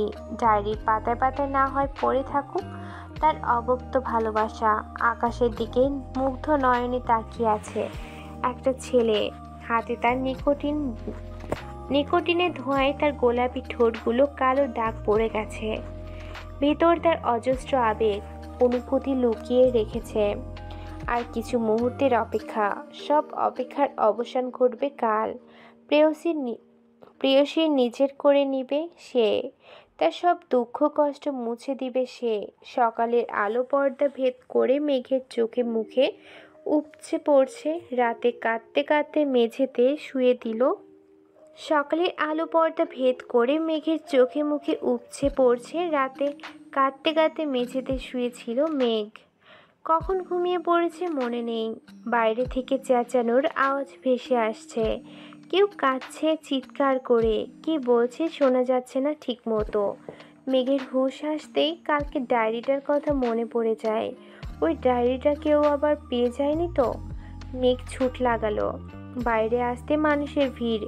ঠেলে ঠুলে ভিতরে যেতেই তার মাকে দেখলো চিৎকার করে কাঁদছে। মেঘ ছুটে গেল মায়ের কাছে। জিজ্ঞেস করলো কি হয়েছে। মেঘের মা কিছু বলল না। মেঘকে জড়িয়ে ধরে কাঁদতে লাগলো। মানুষজন কি যেন বলা বলি করছে। অনুর বান্ধবীরা দাঁড়িয়েছিল। মেঘ সেখান থেকে একটা মেয়েকে জিজ্ঞেস করলো, শ্রেয়া আপু কি হয়েছে বলবে আমাকে? মা কেন কাঁদছে? শ্রেয়া বলল, অনু পালিয়ে গেছে। মেঘের হাতে একটা চিঠি ধরিয়ে দিল। মেঘ চিঠিটা পড়ে বাকরুদ্ধ অবস্থায় দাঁড়িয়ে রইল। মাথায় তার আকাশ ভেঙে পড়েছে। বারবার একটা কথাই মাথায় বাড়ি খাচ্ছে। অনু পালিয়েছে। মেঘের মা মেঘকে জড়িয়ে ধরে বলল, এবার কি হবে আমাদের? তোর বাবার মান সম্মান তো থাকবে না আর। তোর ফুপি যদি জানতে পারে খুব কষ্ট পাবে। তাদের সম্মান নষ্ট হয়ে যাবে। এত মেহমানের সামনে আমাদের সম্মান নিঃশেষ হয়ে যাবে মা। মেঘ কিছু বলার ক্ষমতা হারিয়ে ফেলেছে। সব কিছু এলোমেলো লাগছে তার কাছে। অনু কার সাথে পালিয়ে গেল আর কেনই বা গেল? জীবন বড়ই বিচিত্র। মেঘের আজকে পৃথিবীর সবচেয়ে বেশি খুশি হওয়ার কথা ছিল। তবুও তার মনে ভয় হচ্ছে, যদি আদ্র এই বিয়েটা মেনে না নেয় তখন কি হবে? মেঘ ভাবতে লাগলো আজকের দিনটার কথা। অতীত অনুর মা তানিশা আয়মানকে অনুর পালিয়ে যাওয়ার কথা বললে তিনি মেয়েকে আদ্রর জন্য চাইলেন। অনুর মা মান সম্মানের কথা চিন্তা করে রাজি হয়ে গেল। বিয়েটা খুব সাধারণভাবেই হয়েছে। তানিশা আয়মান বলে দিয়েছে যাতে তাড়াতাড়ি সবাই বাড়িতে চলে আসে। বর্তমান কারোর পায়ের শব্দ শুনে মেঘের হুঁশ আসলো। তানিশা আয়মান এসেছে। মেঘ ছলছল নয়নে তাকিয়ে রইল। তানিশা আয়মান মেঘের কাছে এসে মাথায় হাত বুলালেন। হঠাৎ মেঘ তানিশা আয়মানকে জড়িয়ে ধরে কাঁদতে লাগলো। আকস্মিক এমন ঘটনা বুঝতে সময় লাগলো। তানিশা আয়মানের মেঘকে বললেন, এই মেঘ, কান্না করছিস কেন? মায়ের কথা মনে পড়ছে বুঝি? মেঘের কান্না যেন থামছে না। তানিশা আইমান মেঘের মাথায় আলতো করে হাত বুলাতে বুলাতে বলল, আর কাঁদবি না, একদম কাঁদতে কাঁদতে চোখের কি অবস্থা করেছিস বলতো। আমি জানি বিয়েটা মেনে নিতে তোর কষ্ট হচ্ছে, তবে আমি যে আজ যদি বিয়েটা না হতো তাহলে আত্মীয় স্বজনদের কাছে আমাদের সম্মান নষ্ট হতো। আমার ছেলেটা একটু বদমেজাজি, তবে খারাপ নয়, একটু মানিয়ে নিস, দেখবি খুব ভালোবাসবে তোকে, রাজরানী হয়ে থাকবি। আমি এখন যাই, আদ্রিকে পাঠিয়ে দিচ্ছি। আদিয়াত আইমানের সাথে প্রায় 1 ঘন্টা যাবৎ কিছু নিয়ে কথা বলছে আদ্র। তানিশা আইমান দরজার বাইরে এসে দেখলো এখনো দরজা লাগানো। আদ্রকে কয়েকবার ডাকলো, কিন্তু ভিতর থেকে কোনো সাড়া শব্দ পাওয়া যাচ্ছে না। তানিশা আইমানকে দরজার বাইরে দাঁড়িয়ে রইল। হঠাৎ দরজা খোলার শব্দে দরজার দিকে তাকাতেই আদ্রকে দেখতে পেলেন। আদ্র রাগী গজগজ করছে। তানিশা আইমান আদ্রকে কিছু বলতে যাবে, তার আগেই হাতে থাকা মুঠো ফোনটি বেজে উঠল। মেঘের মা ফোন করেছে হয়তো। মেয়ের জন্য চিন্তা হচ্ছে। তাছাড়া অনু বাড়িতে ফিরেছে কি সেটাও জিজ্ঞেস করা হয়নি। তানিশা আইমান কথা শেষ হতেই দেখলো আদ্র নেই। তিনি ভাবলেন হয়তো রুমে চলে গেছে। শরীর আর চলছে না। তানিশা আইমানের সকাল থেকে এত ঝামেলা, তার উপর এত আত্মীয় স্বজন, সবাইকে সামলাতে হিমশিম খাচ্ছিলেন। রুমে গিয়ে দেখলেন আদ্রিয়ান আইমান রাগী গজগজ করছেন। তানিশা আইমান ব্রু কুঁচকালেন, জিজ্ঞেস করলেন, বাবা, ছেলে আবার ঝগড়া করছো? আদ্রিয়ান আইমান রাগী কণ্ঠস্বরে বললেন, আজের অনু পালিয়ে গেছে, আমাকে বললে না কেন? আর মেঘের সাথে বিয়ে দেওয়ার আগে আমাকে একবার জানানোর প্রয়োজন বোধ করলে না? তানিশা আইমান রাগী কণ্ঠস্বরে বলল, মেঘের সাথে বিয়ে হতে দিতে তুমি কখনো মেঘকে পছন্দ করছো? যখন আদিত্যর জন্য মেঘের কথা তোমাকে বললাম, কি বলেছিল মনে নেই? আদিয়াত আইমান হন করে রুম থেকে বের হয়ে গেলেন। তানিশা আইমান তপ্ত শ্বাস ফেলল।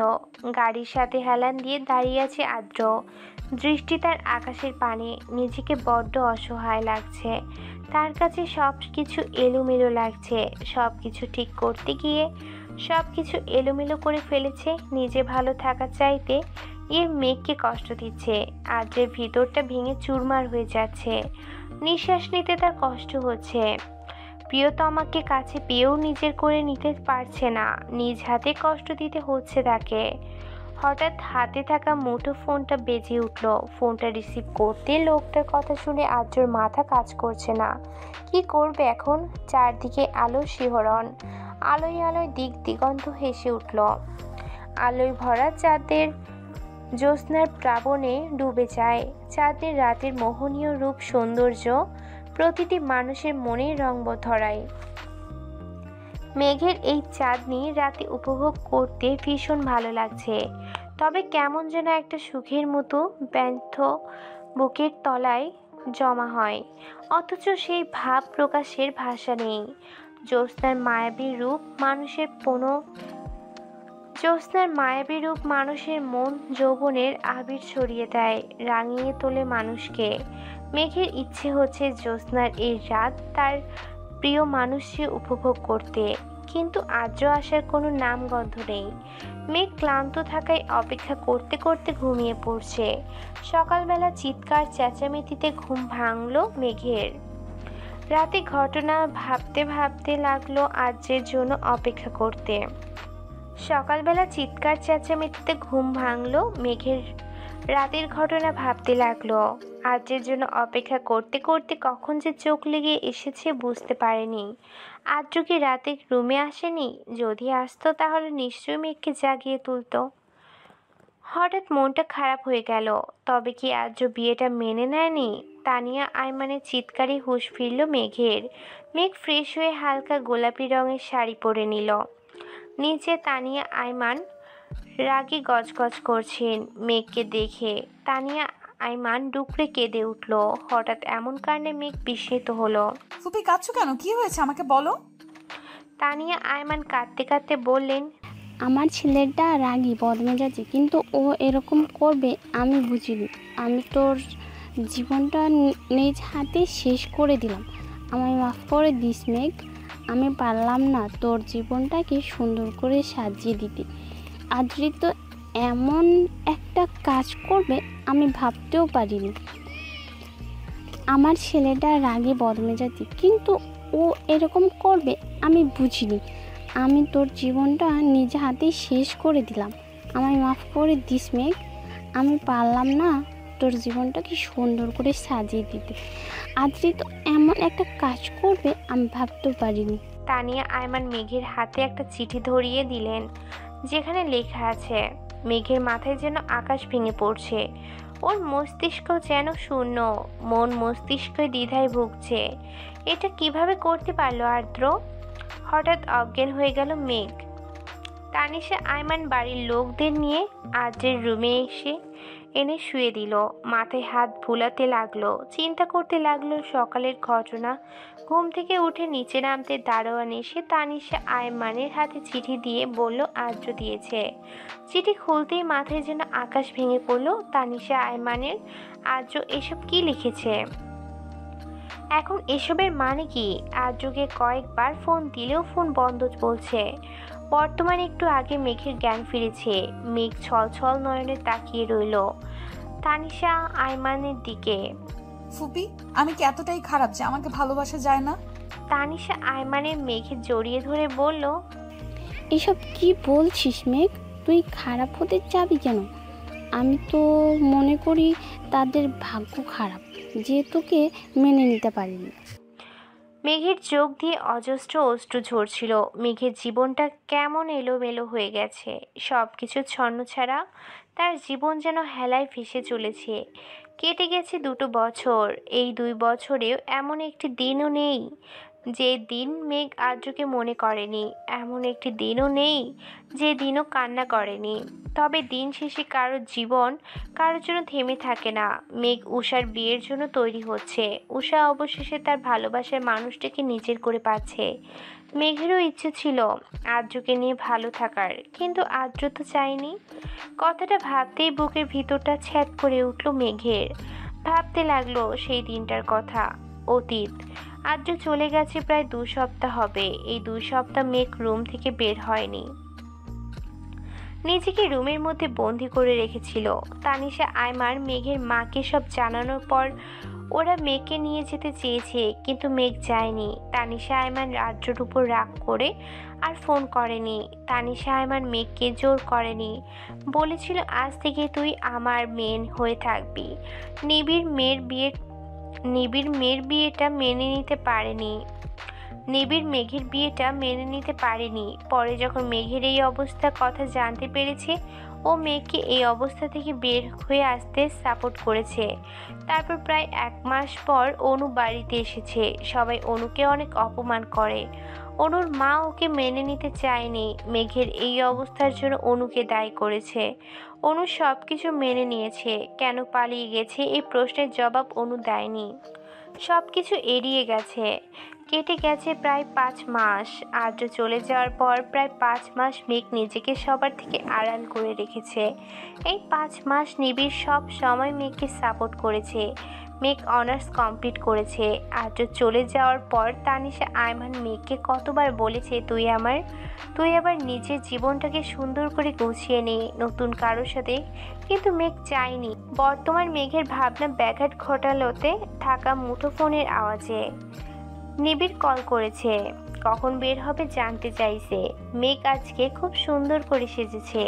নীল রঙের শাড়ি, হাতে নীল চুড়ি, চোখে কাজল, সিম্পল মেকআপ। দেখতে খুব সুন্দর লাগছে। অনু তড়িঘড়ি করে মেঘের রুমে ঢুকলো। মেঘ অনুর দিকে তাকাতেই অনু হা হয়ে মেঘের দিকে তাকিয়ে রইল। মেঘ অনুকে এভাবে হা হয়ে তাকিয়ে থাকতে দেখে জিজ্ঞেস করলো, কি হয়েছে? মেঘ, তুই জানিস আজকে তোকে কত সুন্দর লাগছে? আজ তোকে যে দেখবে সেই ফিদা হয়ে যাবে। আজ কতদিন পর তুই এত সুন্দর করে সেজেছিস। খুব সুন্দর লাগছে, পুরো পরীর মতো লাগছে। হয়েছে, তুমি কখন যাবে? ও জানিস তো মেঘ, জয় এখনও তৈরি হয়নি। আমি কতবার ফোন করে বলেছি তাড়াতাড়ি আসতে, ও এখনও আসছে না। একটা কথা বলো, তুমি কি সেদিন জয় ভাইয়ের সাথে পালিয়েছিলে? অনু নিরুত্তর। মেঘ এই নিয়ে বহুবার এই প্রশ্নটা করেছে, কিন্তু কোনো উত্তর দেয়নি অনু। মেঘ বলল, আচ্ছা ঠিক আছে, আমি জয় ভাইয়াকে বলে দিব যাতে আমার এই সুন্দরী আপুটাকে আর ওয়েট না করায়। আমি যাচ্ছি, তুমি জয় ভাইয়ার সাথে তাড়াতাড়ি এসো, নিবিড় আমার জন্য ওয়েট করছে। বাইরে একটা কালো গাড়ির সাথে হেলান দিয়ে দাঁড়িয়ে আছে নিবিড়। নীল পাঞ্জাবি, হাতে ব্র্যান্ডের ঘড়ি, চুলগুলো জেল দিয়ে সেট করা, কালো সানগ্লাস, দেখতে সুদর্শন যুবক। মেঘ বাইরে বের হতেই নিবিড়ের চোখ পড়ল মেঘের দিকে। নিবিড় অপলক দৃষ্টিতে তাকিয়ে আছে মেঘের দিকে। মেঘ বলল, কি দেখছো? তোমাকে। বলেই হুঁশ এলো নিবিড়ের মানে। এই যে তোমার ড্রেস আমার সাথে মিলে গেল, এইটাই দেখছি। ও চলো তাড়াতাড়ি। হ্যাঁ চলো। চারদিকে আলো ঝলমল করছে, বিভিন্ন রকমের ফুল দিয়ে সাজানো হয়েছে। বিয়ে বাড়ি বলে কথা। মেঘ আর নিবিড় গাড়ি থেকে দাঁড়ালো। নিবিড় বলল, মেঘ তুমি যাও, আমি উষার গিফটটা নিয়ে আসছি। আচ্ছা। মেঘ বাইরে এসে দাঁড়াতে পরিচিত একটা কণ্ঠস্বর মেঘ বলে ডেকে উঠল। মেঘ পরিচিত কণ্ঠস্বর শুনে স্তব্ধ হয়ে রইল। বুকের ভিতরটা ছ্যাদ করে উঠল। মেঘ পিছনে ফিরতে কাঙ্ক্ষিত মানুষটিকে দেখতে পেল না।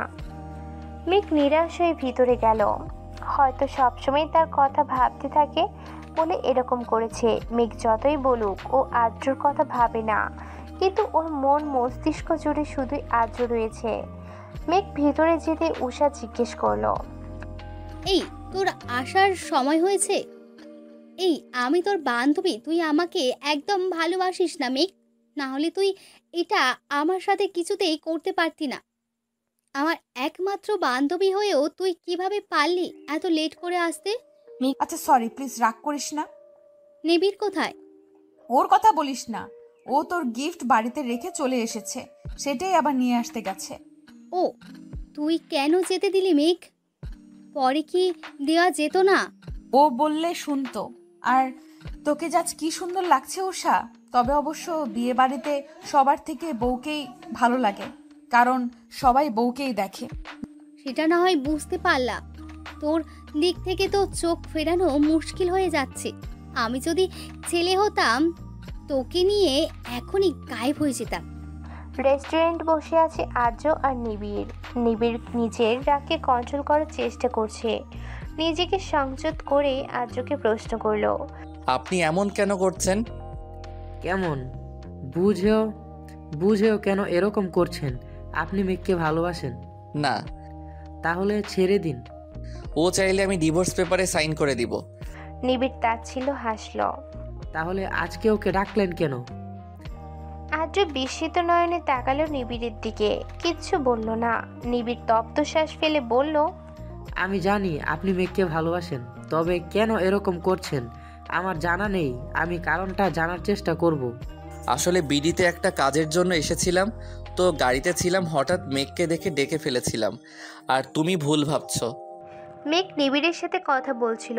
একটা মেয়ে এসে বলল, তোমার নাম মেঘ না? মেঘ মেয়েটির দিকে তাকিয়ে বলল, জি, কিন্তু আপনাকে তো চিনতে পারলাম না। আমি নীলা, আদ্রর ফ্রেন্ড। আমরা একসাথে পড়াশোনা করেছি। তোমাকে সামনাসামনি দেখার অনেক ইচ্ছে ছিল। তোমার ভাগ্য দেখে খুব ঈর্ষা করতে ইচ্ছা করে, জানো? তুমি খুব ভাগ্যবতী। মেঘ যেন স্তব্ধ হয়ে গেছে। সে থই থই জ্বলে যেন মেঘ ভেসে যাচ্ছে। একটু আগে নীলা নামের মেয়েটার কথাগুলো বুকের ভিতর নুয়ে থাকা ভালোবাসার জ্বালাটুকু হাজার খানিক যন্ত্রণা দিচ্ছে। অতীত। নীলা নামের মেয়েটির কথা উপেক্ষা করে মেঘ পা বাড়াতে নীলা বলে উঠল, মেঘ, তোমায় আদ্র অনেক ভালোবাসে। মেঘ চোখ বন্ধ করে জোরে শ্বাস নিল, বলল, কেন ভালোবাসার কথা বলছেন আপনি? এই যে আদ্র ভাই আমাকে কখনো ভালোবাসেননি, এই যে আকাশ সমান ভালোবাসাকে ওনার কাছে অভিনয় মনে হতো, এই যে আমি ওনার জীবনের অভিশাপ, এই যে আমাকে উনি বিয়ে করে জীবনের সবচেয়ে বড় ভুল করেছেন, মেনে নিয়েছি তো কেন বারবার আপনারা আমাকে আঘাত করেন? আমি ওনাকে ভুলে যেতে চাই। কি বলছো তুমি? আদ্র তোমাকে ভালোবাসে না? আমি ওনার জীবনে কাটা স্বরূপ, যেটাকে তিনি নিজ হাতে সরিয়ে ফেলেছেন। তুমি ভুল ভাবছো মেঘ, এমন কিছু নয়। আর তোমাকে বিয়ে করার জন্য তোমার বোনকে আটকে রেখেছিল আদ্র, আর সেই আদ্র তোমাকে ভালোবাসে না, এটা তুমি কি করে বলছো?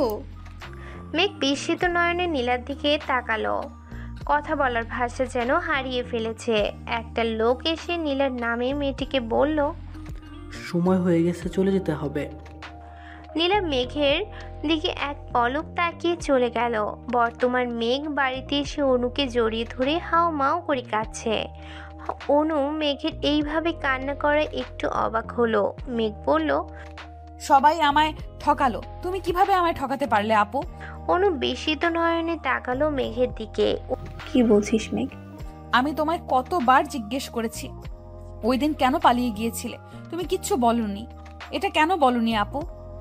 আদ্র ভাই তোমাকে আটকে রেখেছিল, কেন বলনি? উনি আমাকে ভালোবাসেন, সবাই কেন আমাকে ঠকালে, কেন? অনু আমতা আমতা করে বলল, আমি আমি জানতাম না মেঘ। মেঘ তাচ্ছিল্য হাসল। আজ যদি তুমি আমায় সবকিছু না বলো তাহলে আমি নিজেকে শেষ করে দিব। মেঘ ছুরি নিয়ে হাত কাটতে নিতেই অনু এসে মেঘের গালে থাপ্পড় বসিয়ে দিল। অনু বলল, আমি সত্যি জানতাম না আদ্র ভাইয়া তোকে ভালোবাসে। আমি পরে জানতে পেরেছি। জয় আদ্র ভাইয়ার চাচাতো ভাইয়া, সবচেয়ে ভালো বন্ধু, যাকে চোখ বন্ধ করে বিশ্বাস করে আদ্র ভাইয়া। তাই জয়কে দিয়েই আমাকে কিডন্যাপ করেছিল। যখন আমাকে জয় বাড়িতে দিয়ে গেল, যাওয়ার আগে আদ্র ভাইয়ার সাথে জয়কে কথা বলতে দেখেছিলাম আমি। পরে সব জানতে পেরেছি। তোকে বলিনি কারণ তুই সব জানতে পারলে সহ্য করতে পারতি না, তাই বলিনি। মেঘ অনুকে নিচের দিকে ঘুরিয়ে বলল, কি এমন কথা যে আমি সহ্য করতে পারবো না? বলো আমাকে আপু, প্লিজ প্লিজ, আজ চুপ করে থেকো না। নিজের জীবনে সবচেয়ে কঠিন সত্যের মুখোমুখি হতে হবে তোকে। তুই আমার আপন বোন না, আমার আব্বুর বন্ধুর মেয়ে তুই। তখন ফুপি আমাদের বাসায় থাকতো, আর তোর বাবা মার সাথে তুই কয়েকদিন এসেছিলি আমাদের বাড়িতে। তবে আদ্র ভাইয়ার আব্বুর সাথে তোর বাবা বিজনেস করতেন। আদ্র ভাইয়ার জন্মদিনে তুই ও বাড়িতে গিয়েছিলি। ওই দিন আদ্র ভাইয়ার আব্বু একটা গাড়ি গিফট করেছিল। আদ্র ভাইয়া তখন ছোট, ড্রাইভ করতে পারতো না। তোর বাবা মা কোনো বিষয় নিয়ে কথা কাটাকাটি করছিল। আদ্র ভাইয়ার গাড়িতে বসে ড্রাইভ শিখছিল। হঠাৎ করে গাড়ির ব্রেক কাজ করছিল না।